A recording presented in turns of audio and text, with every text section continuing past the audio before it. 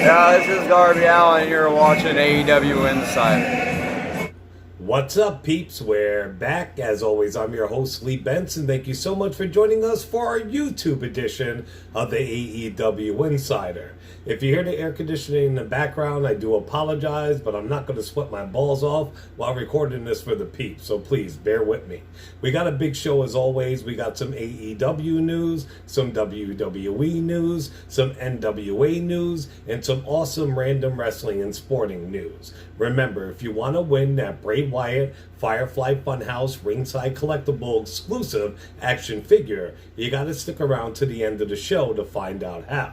Well, since this is the AEW Insider, we're going to kick it off as always with a little AEW news. AEW. On AEW Dynamite this week, Vicky Guerrero interrupted Mark Henry and told him to kick rocks out of the ring.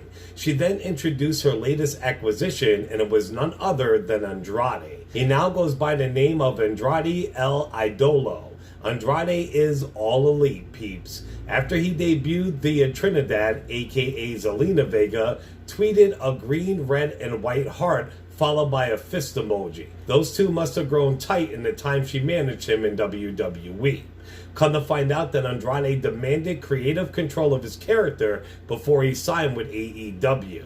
In the end, both sides came to a deal where Andrade maintains limited control of the finishes for his matches. This week, your new AEW Women's Champ, Britt Baker, was gifted 1,500 Big Mac coupons from McDonald's. On Dynamite, Chris Jericho gave every fan in attendance an Inner Circle Stampede Stadium shirt. So when a doctor came out, she said she was giving all the fans a Big Mac coupon. But when they looked under her seat, there wasn't anything there for them. She laughed and made fun of them. It was really good stuff. Rusev gave his wife CJ Perry, aka Lana, a shout out on Dynamite this week. She tweeted, "I saw your shout out. I love you and hurry home," with a pic of a big tank with a long gun turret, if you know what I mean. Lana's looking for some D, peeps. Come to find out, before they came out in that big tank at WrestleMania, Rusev and Lana did try to make love while they were inside of it. On to WWE.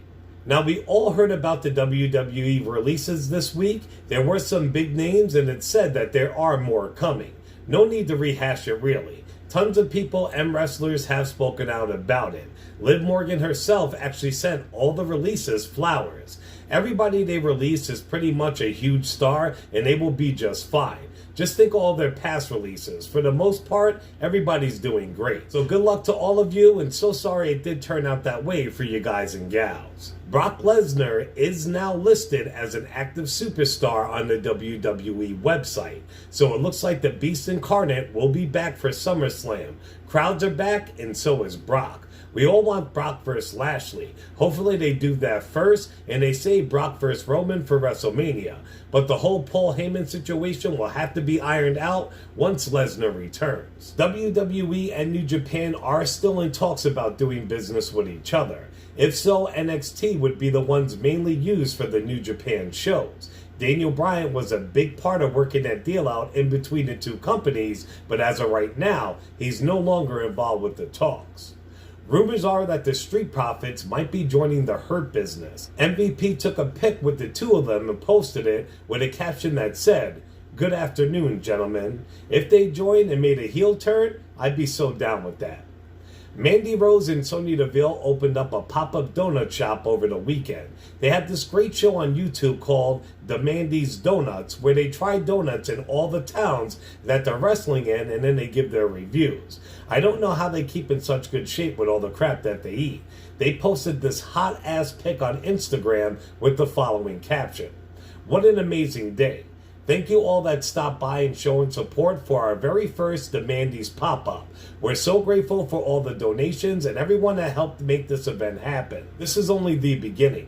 We love you all." Have you noticed anymore that Roman Reigns is always at the start or the end of each SmackDown? It's not a coincidence. Come to find out that Roman will only start at the beginning or end or both parts of the show. Dave Meltzer said, "You put the most important first or last." That's the big argument right now with Roman Reigns. Roman Reigns will either go first or last. He won't go anywhere else. That's the shoot. He doesn't want to go anywhere but first. because that's okay, or last, which is preferable because he's the main event and he doesn't want to go second or fourth from the top. Come to find out that Vince McMahon is supposed to give NXT call-up 6 months to adjust and get used to the main roster. We all know that's not true with the current releases and people such as Keith Lee. Dave Meltzer also stated that the idea supposedly is that Vince gives Triple H 6 months notice so they can work the guy in and finish him up and do it that way. That's the way it's supposed to be. There is always changes. Vince can always wake up one morning and say, I want this guy. Ratings are down and I need some new guys, which may have even happened this week, and then new guys are going to show up out of nowhere without the 6 months planning, and some of them are in the middle of NXT storylines. But it's Vince, you know? It's always Vince. All the guys who got cut, it's Vince. A fan on Twitter posted a video of himself doing an impersonation of Seth Rollins' newest persona. The dude was all dressed all crazy and he gave it his best. Seth Rollins seen this and he had this to say. No, no, no, no, no. You've got it all wrong. First of all, you're a terrible impersonator of yours truly. Second of all, your drip is a mess. You've got 2 gloves. I'm 1 glove, brother. Wait a minute. This is a deep fake. This is a deep fake. That's not real. That's not your real body or your real head. Get out of here. Get out. On to NWA. NWA announced that ex-AEW and Impact star Kylie Rae has signed with the company. If it was me, I would never hire her if I had a chance. The chick is always gung-ho, then quitting for some reason. It's very odd behavior. NWA has a very big pay-per-view tonight. It's on right now, actually, at the time of this recording. So make sure you buy it or you buy the replay, peeps. They put on such a good product. Right before I started recording this, I did seal that Kamille won the NWE Women's title off Serena. Now, I love Serena as an NWA Women's Champ, but I've been a huge fan of Kamille for eons now. She is a workhorse, and she deserves it. I can't wait to see her pop up on AEW Dynamite. Congrats, gal. On to some random wrestling and sporting news. Ex-ECW star Justin Credible just pulled a major D-bag move. He was set to appear at an indie show for GTS Wrestling. That's right, the promotion that YouTube star Grimm actually runs. He is a huge wrestling fan and he has his own promotion. He claims that he paid Credible months ago and he's no-showed numerous times. Then Credible blocked him on social media. Grimm is a good dude and he's legit, so that's such a grimy thing to do.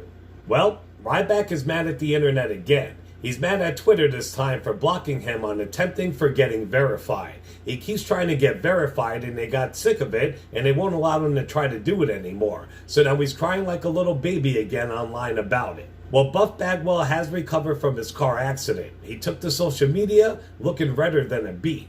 Bagwell had this to say. A guy came from behind me flashing his lights. He was freaking out and I pulled over. The guy claims that I hit him and then he ran off. But Buff asked the guy where he hit him, but apparently he didn't receive a response. Since Bagwell had previous charges from 9 months before, when the cop showed up, he was taken to jail. Buff also said that he is in a transitional state of divorce and breaking up with his girlfriend, so he wasn't driving his own car. That car was his parents' car, and he claimed the open containers the cops found weren't his at all. His insurance was also expired by 2 days. He's still claiming his innocence, so we'll see how it turns out for him. Tonight, Logan Paul does fight Floyd Mayweather. Personally, I'm going for Mayweather. My daughter's going for Logan Paul. You peeps comment below who you think's going to take the win. Also, breaking news. This just happened today. We all know about Nick Gage now. I've known about him for years, but if you haven't, you definitely do if you watch Dark Side of the Ring. Well, he's been harassing Matt Cardona, a.k.a. Zack Ryder, for the last couple of weeks, trying to figure out how to get a hold of him so he can whip his ass in a death match. Well, Ryder has heard enough, and he appeared at GCW this afternoon to attack Nick Gage, all the while trolling the crowd into thinking he was Jon Moxley, who also has a current issue with Gage. You see Gage standing in the middle of the ring. Somebody comes in the ring, and he's moving like Moxley does, with his arms all around. He's dressed in a black cloak and a black mask. He hits Moxley's finisher on him, the double arm DDT. He gets up, he removes his mask, and it's fucking Matt Cardona, a.k.a. Zack Ryder, baby. And the crowd went fucking insane.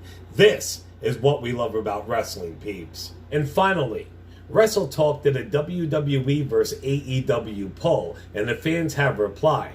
In the finals, it was Roman Reigns versus Kenny Omega, and Omega was chosen as the winner of the Wrestle Talk fan tournament. Alright peeps, that's it for the show. Remember, if you want to win that awesome Bray Wyatt Firefly Funhouse ringside collectible action figure, all you gotta do is stay right here on YouTube at the AEW Insider. Make sure you're a subscriber. Pick any video, like, share, and comment. So go to the AEW Insider, hit that subscribe button, pick any video including this one, like, share, and comment, and as soon as we hit 500 subs, I will be doing a drawing and sending that figure out to the winner. Right now we're at like 349 subscribers, so 500 isn't that far away, peeps. Please, share the fuck out of this content. Remember to show us some love on all major social media platforms, including Facebook and YouTube under the AEW Insider, and on Twitter under the AEW Insider 1, as in the number 1. As always, I'm your host, Lee Benson. Thank you so much for joining us for the AEW Insider. Ciao, peeps.